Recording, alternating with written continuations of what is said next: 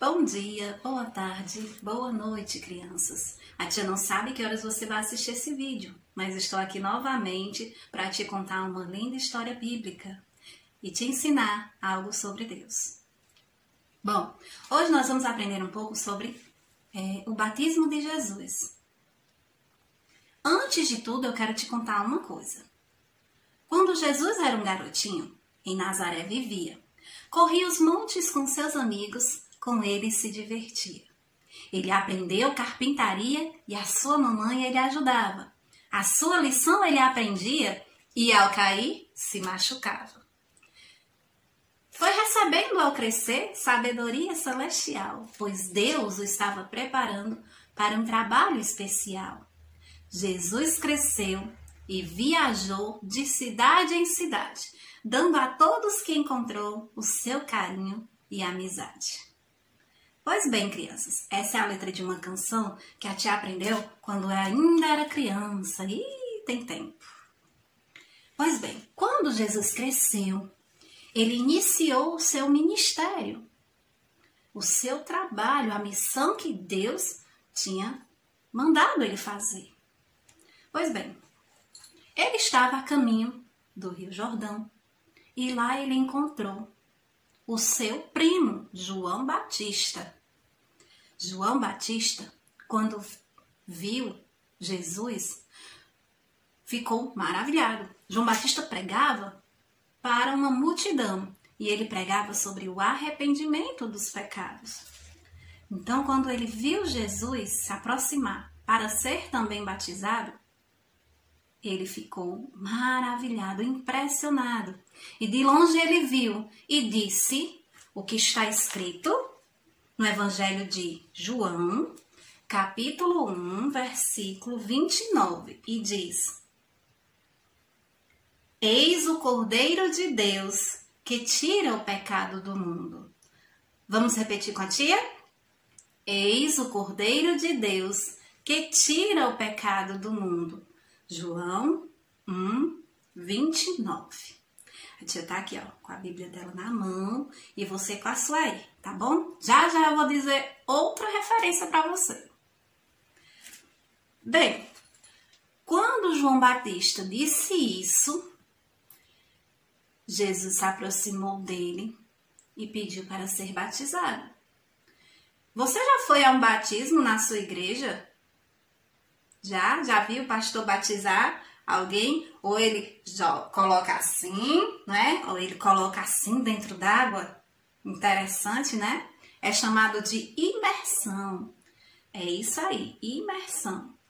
Então, Jesus, ele foi batizado.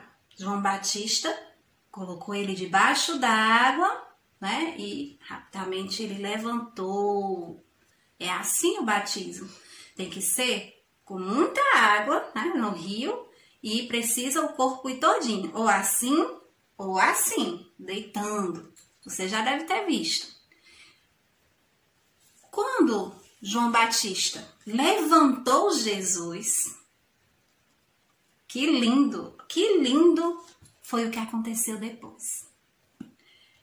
Nós vamos abrir agora, você e eu, em Mateus, capítulo 3, versículo 16 e 17. Se você não souber, você pede para a mamãe ou para o papai que estiver aí por perto para abrir. Mateus 3, versículo 16 e 17. E diz assim: Batizado Jesus, saiu logo da água, e eis que se lhe abriram os céus, e viu o Espírito de Deus descendo como pomba, vindo sobre ele. E eis que uma voz dos céus que dizia: Este é meu Filho amado, em quem me comprazo. Que linda cena! Se nós pudéssemos estar lá para ver, ouvir a voz de Deus quando diz isso, o Espírito Santo de Deus desceu em forma de pomba. Mas tia, isso é possível como? O Espírito de Deus, ele não tem forma. Então, ele precisava simbolizar isso. Então ele simbolizou, né, a sua voz e o Espírito de Deus em forma de pomba. Que momento especial esse, não é verdade? E ali Jesus inicia o seu ministério após o seu batismo. Depois, Jesus foi ao deserto fazer muitas orações e jejuar. Ele passou 40 dias e 40 noites no deserto. É lógico que ele sentiu fome.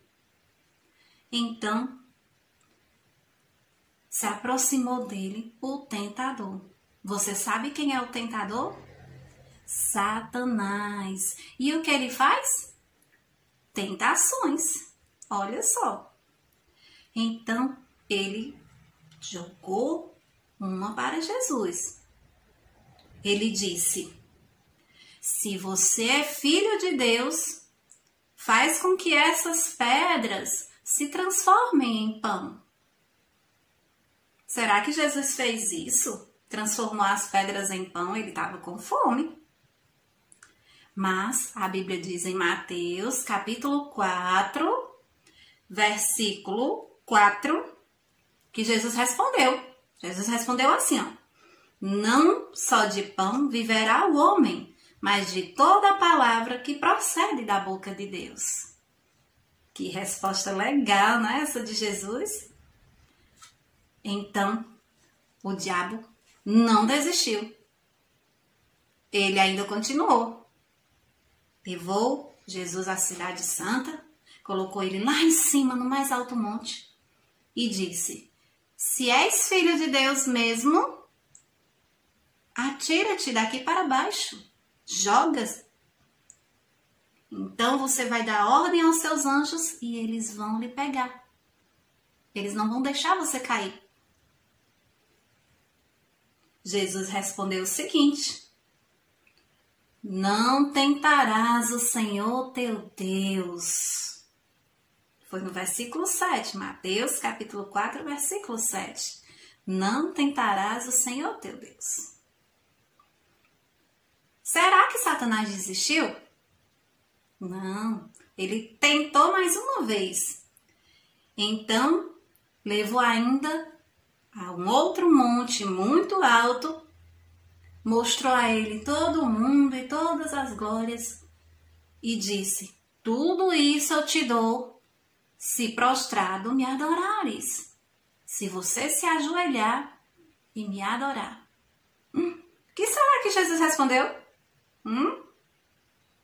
Ele disse: retira-te, Satanás.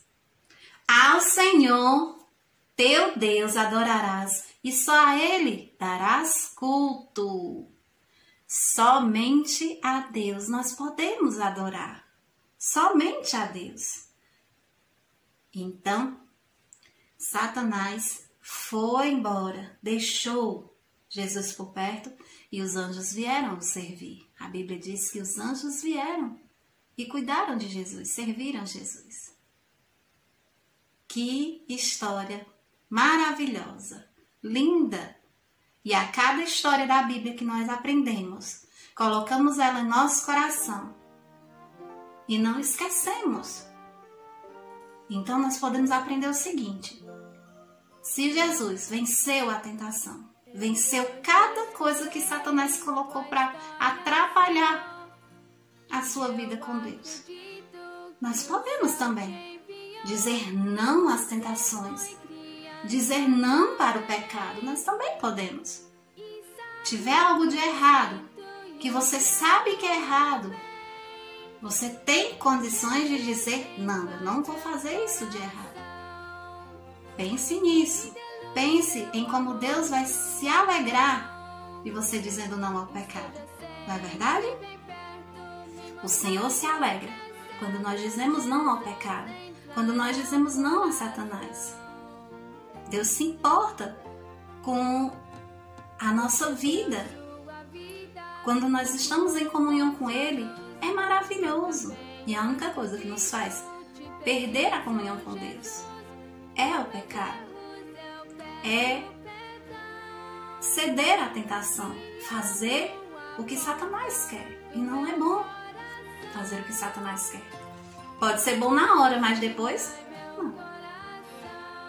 Depois, você está com a comunhão separada de Deus. Pense nisso. Pense, Jesus é o Cordeiro de Deus que tira o pecado do mundo. Se ele venceu as tentações, nós também podemos vencer. Amém?